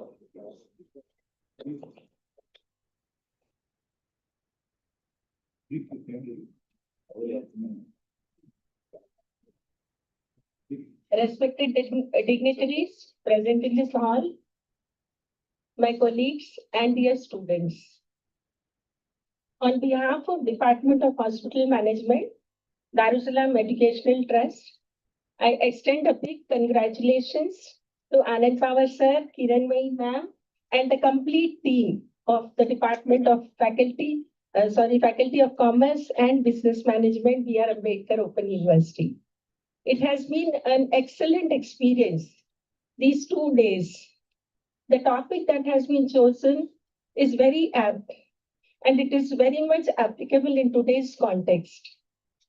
And the sub-themes which have been identified have been equally good.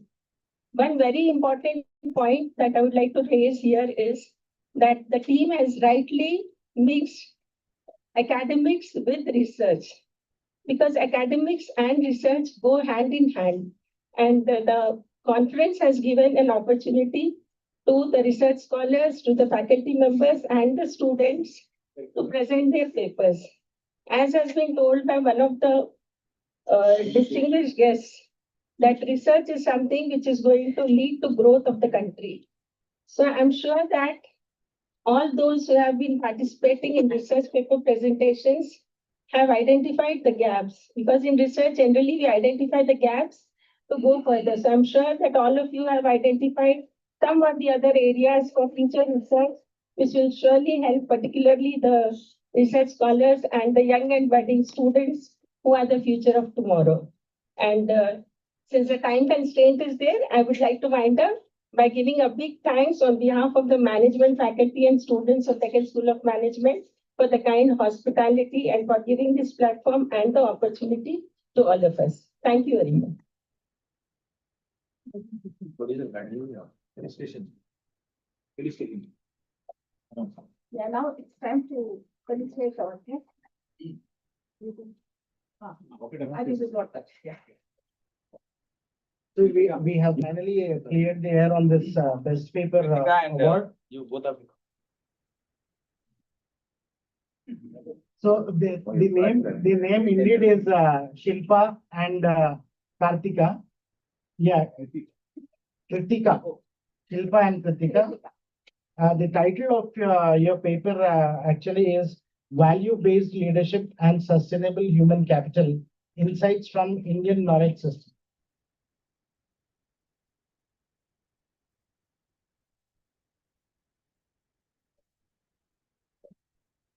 Incidentally, Shilpa also is a research scholar, and incidentally, I am a research guide, but I have no role to play in this. I think.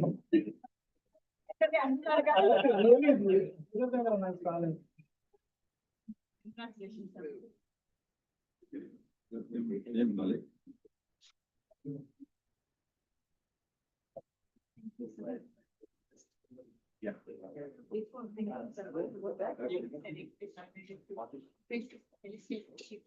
Yeah, I request Director Academic Program and also Director of the Conference to felicitate our chief guest, Professor Srinivasa Murthy. Yeah, that's good. That's allowed.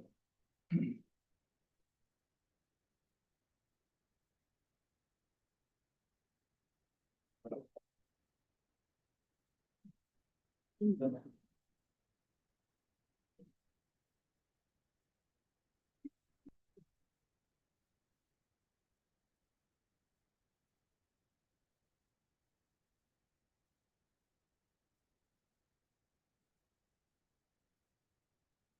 request Conference Director, Professor Baba, to facilitate our pursuit of today's function. Professor Pushpa Chakrabarti. Okay, then. Now it's time to express our thanks to the program centers of our MBA, Hospital and Healthcare Management Program, Records Education Trust, Apollo Group of Hospitals, and also Krishna Institute of Medical Sciences for extending their financial support. వాళ్ళంతా support చేశారు కాబట్టి conference చాలా చక్కగా organise చేసాము అని అనుకుంటాం. In addition to the financial assistance received by the university, by the department, from the university, from ICSSR, and also from Telangana Council of Higher Education. So I now request Director Academic Madam and also Professor Pawar, Director of the conference, to facilitate the Professor Manisha Saxena, Principal of Deccan School of Management. Please.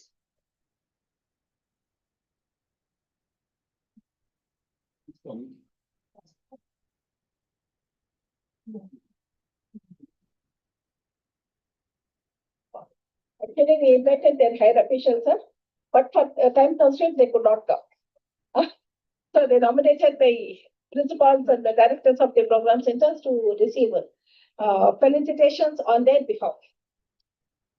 And I request Professor Vijaya Rudranachu Madam to please accept our felicitations on behalf of Apollo Group.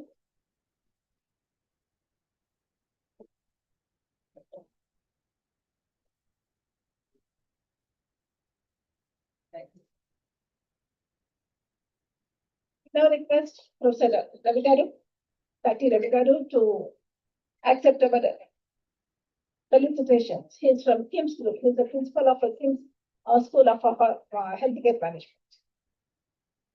Dr. Ravi, please come.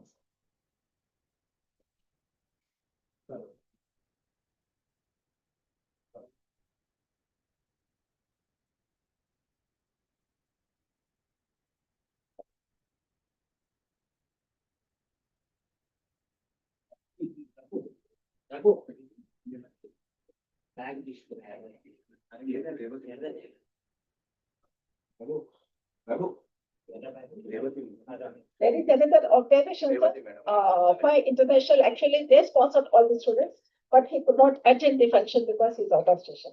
So we express our gratitude and thanks to Pi International for sponsoring all the student registrations. Give a big applause to Pi International. Thank you, sir. One word.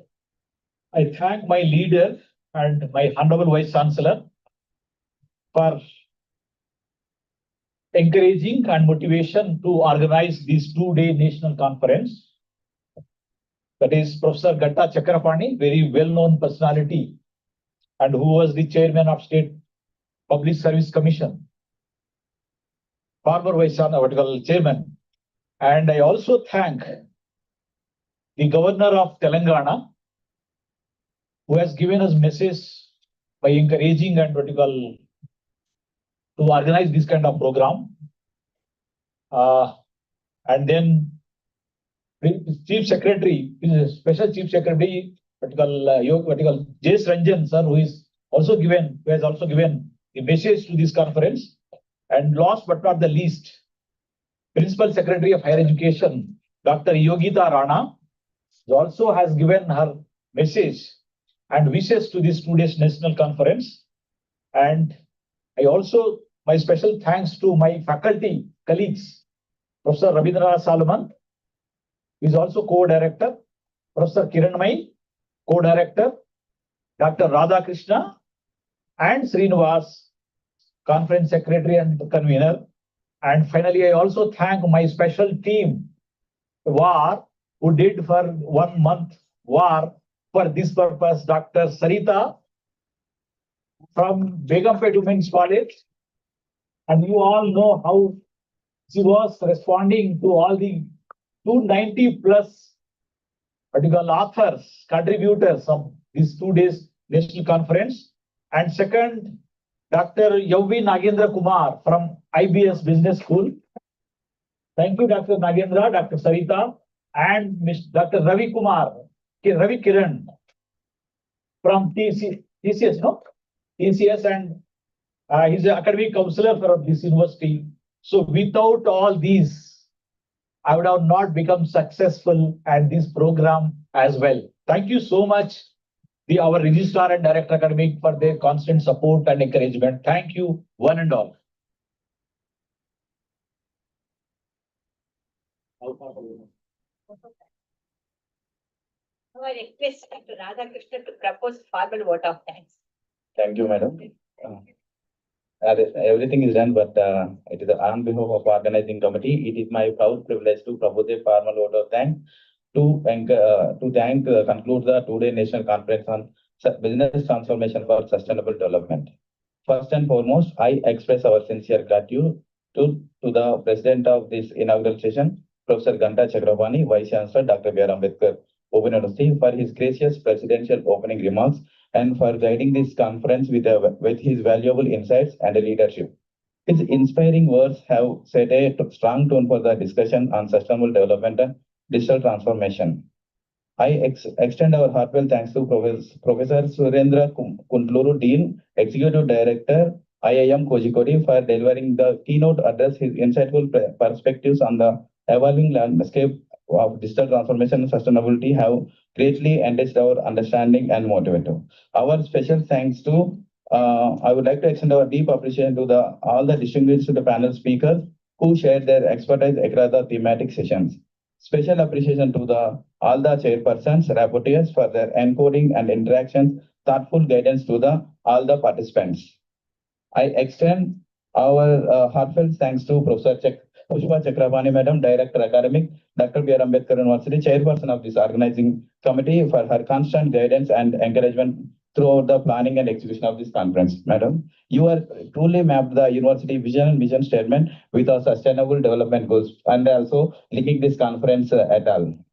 I thank Professor S. Srinivasamurthy, sir, Director, Institute of Public Enterprises, for his enlightening the others and for sharing his valuable thoughts on academic research, innovation, and importance of the collaborative knowledge. Sir, you are also mentioned about the 4 P's of sustainability. As we are the marketing students, we know only 4 P's of marketing, but you mentioned about 4 P's of sustainability. 3 P's, right, sir? Yes, 3 P's of sustainability. Thank you very much, sir. A special thanks to our leader and the Dean Faculty of Commerce and Business Management, Professor Anand Pawar, sir, and also Director of this conference, and for his exceptional leadership and coordination, for sharing this several important committees that ensure the smooth academic and organizational conduct of this conference. Our sincere thanks to Professor Kiranmaya, Madam, Conference Co-Director, for effectively leading the conference material preparation and all the activities which are related to this conference. Our sincere thanks to Professor Ravindra Salman, sir, Conference Co-Director, for successfully coordinating technical and logistic support and also taking the necessary support from participants as well as the administration. Thank you once again, sir. Thank you. We are grateful to Professor V. Srinivasarao, Vadanam Srinivasar, Head Department of History, for overseeing the DIAS and Infrastructure Arrangements Committee and ensuring the smooth conduct of today's proceedings. Hospitality, already that participants mentioned about it, sir. It is only the encouragement and the coordination by Professor Vadanam, sir. Thank you once again. I thank Professor Pallavi Kabde, Dean Faculty of Social Sciences, for chairing the registration committee and managing all the activities related to this panel discussion and also the technical session. Thank you, madam. Madam is not there, but finally we extend our sincere thanks to Professor Krishna Reddy, sir, for taking the initiative for the transportation and each and every aspect related to this transportation and all. I extend our sincere gratitude to Dr. Sarita, Madam, for her constant support and behind the scene, and particularly in coordinating the submission of compilation of the abstracts as well as the research papers and managing the several back-end papers. I also thank Dr. Srinivas, Faculty of Commerce, for taking this initiative and going ahead with all the activities, and he is also in the backside for this commerce conference. I heartfelt thanks to Dr. Nagendra Kumar and DSS Ravi Kumar for their valuable support and assistance in organizing and managing the various aspects of this conference material and all those things. I would like to acknowledge the dedicated efforts of our team, are also the team which powers are also mentioned, Dr. K.V. Ratnagar Garu, Srivalli, Raghu, Yusuf and Sagar for their wholehearted support and commitment to ensuring smooth conduct of their this conference. I special thanks to Computer Center, particularly Vasan sir and his team, S1, for their technical support throughout the conference. Thank you. Our special thanks to, we sincerely appreciate the PRO section, especially Venugopal sir. He's also, there are too many committees, sir also coordinated and supported in organizing this, some sort of, what you can call it as PR, the advertisement, all those things, sir. Thank you, and for his team also. We gratefully acknowledge the EMRFC team for their continued support and cooperation in making this event successful.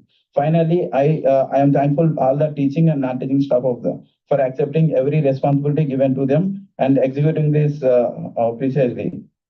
If I have intentionally mismentioned anyone who contributed to the success of this conference, I kindly request you to please excuse me and omission and accept our sincere and heartfelt thank you one and all. I think already Power sir and sir also mentioned about the study center, so I think it's thank you. Special thanks also to Radha Krishna. Please accept our thanks, Radha Krishna, Conference Secretary. You may be proud of about.